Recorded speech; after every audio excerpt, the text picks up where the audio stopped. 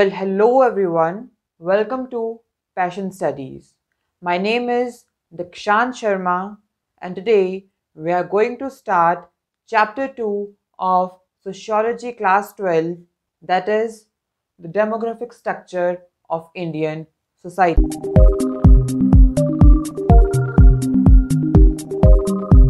तो यार ये चैप्टर बहुत ही स्कोरिंग है एंड इस चैप्टर में आप लोग फुल मार्क्स ऑब्टेन कर सकते हो अपने बोर्ड एग्जाम। तो चलिए शुरू करते हैं। Demography is basically the systematic study of population. The term is of Greek origin and is composed of two words, demos, which means people, and graphene, which means to describe. तो यार ये बहुत simple सी definition है और आप लोगों को याद करनी। पॉपुलेशन में हम बहुत सारी चीज़ें पढ़ते हैं, जैसे कि population growth, death rate, migration, birth rate and so many other things. वैसे ही demography is divided into two parts. First is formal demography and the second is social demography. Formal demography is largely quantitative field. जैसे कि हम इसमें पढ़ते हैं total number of birth, total number of death, total number of persons. So इस तरीके से हम formal demography में ये चीज़ें पढ़ते हैं. But if I talk about social demography, तो सोशल डेमोग्राफी में we study about migration, birth rate, death rate. Therefore we can say that formal demography is concerned with measurement and analysis.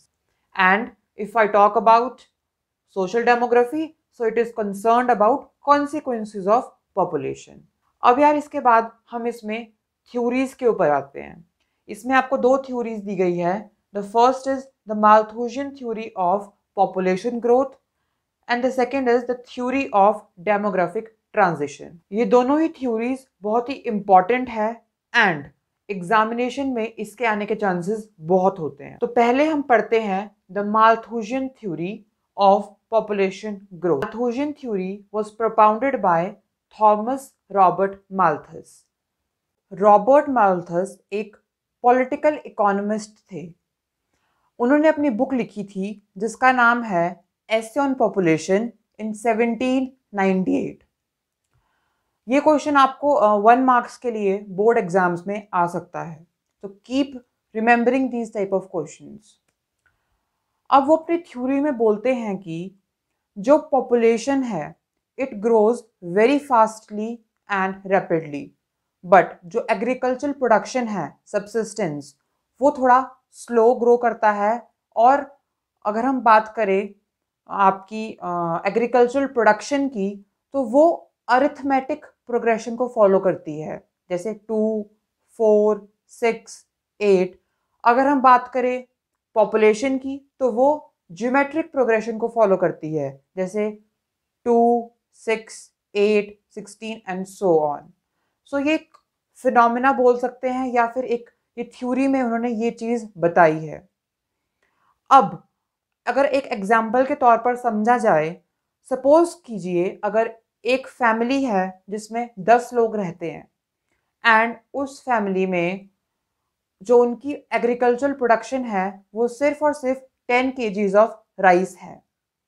अब कुछ time बाद उस family में 10 members से लेकर suppose 12 to 13 members increase हो जाते हैं, बट जो एग्रीकल्चरल प्रोडक्शन है वो सिर्फ 10 kgs पर ही स्टैग्नेंट है.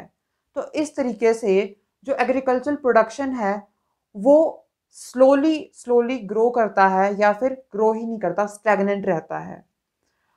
और जो आपका पॉपुलेशन है वो फास्टली ग्रो करता है. अब इसके लिए जो रॉबर्ट माल्थस थे वो 2 चेक्स के साथ आए, अपने एक सॉल्यूशन में बोल सकते हैं आप लोग, या फिर 2 जो चेक्स थे इसके लिए उन्होंने एक निकाले. जो फर्स्ट चेक था वो था पॉजिटिव चेक और जो सेकंड था वो था प्रिवेंटिव चेक. अब जो आपका पॉजिटिव चेक है उसमें माल्थस बोलते हैं कि अगर कोई भी अपना ध्यान नहीं रखता है, मतलब कि अगर पॉपुलेशन कंट्रोल में नहीं होती है तो nature will take care of them, जैसे कि अर्थक्वेक्स, फेमाइन्स, फ्लड्स। सो इस तरीके से जो लोगों की डेथ होगी उससे जो बर्थ रेट है वो कम होगा। और जो दूसरा है वो है प्रिवेंटिव चेक।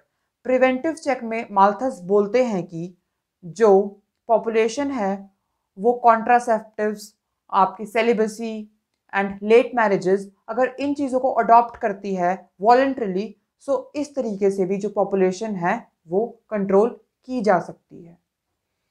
अब इस थ्योरी के लिए बहुत से लोगों ने माल्थस को क्रिटिसाइज किया, इस थ्योरी का बहुत क्रिटिसिज्म भी हुआ, जैसे कि यूरोपियन कंट्रीज में इसे सक्सेसफुल नहीं माना गया और कुछ सोशियोलॉजिस्ट और इकोनॉमिस्ट्स ने कहा कि जो पॉपुलेशन ग्रोथ है वो फास्ट इसलिए नहीं है क्योंकि जो एग्रीकल्चर प्रोडक्शन बहुत स्लो है, या फिर जो एग्रीकल्चर प्रोडक्शन स्लो होने का कारण बेसिकली लैक ऑफ रिसोर्सेज, या फिर जो रिसोर्सेज है उसका डिस्ट्रीब्यूशन बिल्कुल सही तरीके से नहीं है।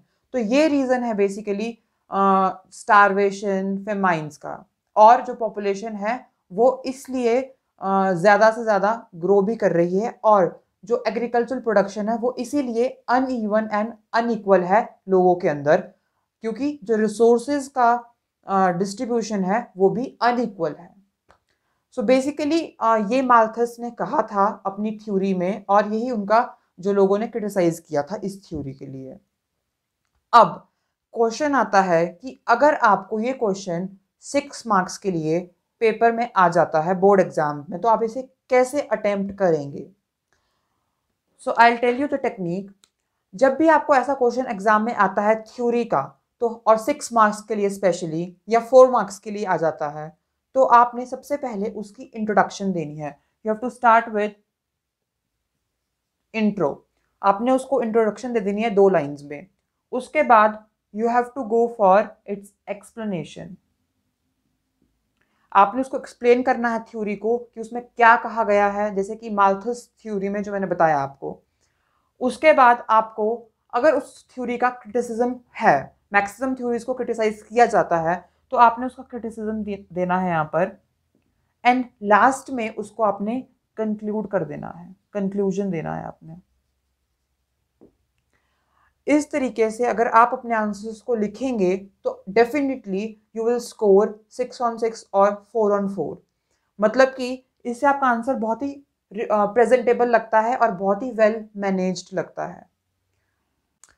अब हम बात करते हैं the theory of demographic transition. ये भी बहुत ही इम्पॉर्टेंट है और एग्जाम्स में आने के इसके चांसेस बहुत होते हैं। अब इसमें एक डेफिनेशन है जो बोलती है कि population growth is linked to overall levels of economic development and that every society follows a typical pattern of development related population growth। मतलब कि हर एक कंट्री में एक इकोनॉमिक डेवलपमेंट है, लेवल है, और हर एक कंट्री का एक तरह से पैटर्न है उसको फॉलो करने का। अब डेमोग्राफिक ट्रांजिशन थ्योरी है, उसमें आपको 3 स्टेजेस बताए हैं। अब फर्स्ट स्टेज की अगर हम बात करते हैं तो उसमें उन कंट्रीज को रखा गया है जो अंडर डेवलप्ड है। उन कंट्रीज में बर्थ रेट बहुत ज़्यादा है, वो इसलिए क्योंकि वहाँ पर उनको हाई पॉपुलेशन की या फिर हाई बर्थ रेट की कॉन्सिक्वेंसेस या डीमेरिट्स का पता ही नहीं है। वो लोग कॉन्ट्रासेप्टिव्स या फिर पॉपुलेशन कंट्रोल मेजर्स पे बिल्कुल ध्यान नहीं दे रहे हैं, तो इसलिए वहाँ पर पॉपुलेशन बहुत ज़्यादा है, हाई बर्थ रेट है, और उसी तरह वहाँ पर डेथ रेट भी बहुत ज़्यादा है। डेथ रेट इसलिए ज़्यादा है क्योंकि वहाँ पर मेडिकल फैसिलिटीज़ उतनी अच्छी नहीं है जो कि वहाँ की पॉपुलेशन को कंट्रोल कर सके, डेथ्स को कंट्रोल कर सके। तो उन कंट्रीज़ को अंडर डेवलप्ड कहा गया है और स्टेज 1 में रखा गया है। एग्जाम्पल्स के तौर पर अफ्रीका को उसमें कंसीडर किया जा सकता है। सेकेंड स्टेज में हम बात करते हैं डेवलपिंग कंट्रीज की। डेवलपिंग कंट्रीज में बर्थ रेट बहुत हाई है। बर्थ रेट इसलिए हाई है क्योंकि इन कंट्रीज में लोग अगेन जो डीमेरिट्स है हाई पॉपुलेशन की उन पे बिल्कुल ध्यान नहीं देते हैं। मतलब वो लोग इन चीज़ों का इन चीज़ों को इग्नोर करते हैं जो भी पॉपुलेशन की डीमेरिट्स हो सकती है बहुत ज़्यादा पॉपुलेशन की। बेसिकली डेवलपिंग कंट्रीज में पैट्रियार्कल सोसाइटी होती है, तो इसलिए यहाँ पर मैक्सिमम बर्थ रेट को प्रमोट किया जाता है बोल सकते हैं। तो इसलिए यहाँ पर मैक्सिमम बर्थ रेट है, हाई बर्थ रेट है। यहाँ पर डेथ रेट कम है। डेथ रेट इसलिए कम है क्योंकि मेडिकल फैसिलिटीज़ अच्छी है, इसलिए डेथ रेट कम है। तो इन कंट्रीज़ को सेकंड स्टेज में रखा गया है, डेवलपिंग कंट्रीज़ बोल सकते हैं। एंड इसमें इंडिया को हम एक एग्जाम्पल के तौर पर ले सकते हैं। इसके बाद हमारा जो थर्ड स्टेज है, थर्ड स्टेज में आपकी डेवलप्ड कंट्रीज़ आती है। डेवलप्ड कंट्रीज़ में बर्थ रेट भी बहुत कम है और डेथ रेट भी कम है या फिर बिल्कुल एक लिमिट में है। तो उन कंट्रीज़ में उनको पता है कि क्या डीमेरिट्स हो सकते हैं हाई पॉपुलेशन के, और वो लोग contraceptives and different measures to control the population बिल्कुल उनका ध्यान रखते हैं, इसलिए वहाँ पर बर्थ रेट कंट्रोल में है। और डेथ रेट अगेन इसीलिए वहाँ पर कम है क्योंकि वहाँ की जो मेडिकल फैसिलिटीज़ है they are excellent and they are very good. तो इसलिए वहाँ पर जो डेथ रेट है वो भी कम है। इसमें हम यूएसए को एक एग्जाम्पल के तौर पर ले सकते हैं। तो बेसिकली ये आपके 3 स्टेजेस है डेमोग्राफिक ट्रांजिशन के। अब इसमें एक आपको टर्म आएगी पॉपुलेशन एक्सप्लोजन। तो पॉपुलेशन एक्सप्लोजन उस चीज़ को बोला गया है जब आपका बर्थ रेट बहुत हाई है क्योंकि उस सोसाइटी में या फिर उस पर्टिकुलर कंट्री में कॉन्ट्रासेप्टिव्स या फिर पीपल अवेयर नहीं है हाई पॉपुलेशन के कॉन्सिक्वेंसेस से, और डेथ रेट वहाँ पर कम है क्योंकि वहाँ पर मेडिकल फैसिलिटीज़ अच्छी है। तो इस तरीके से जो पॉपुलेशन है वो डे बाय डे इंक्रीज हो रही है, उसका जो लेवल है वो अप जा रहा है, राइट। तो इस तरीके से जो उस चीज़ को हम पॉपुलेशन एक्सप्लोजन बोल सकते हैं।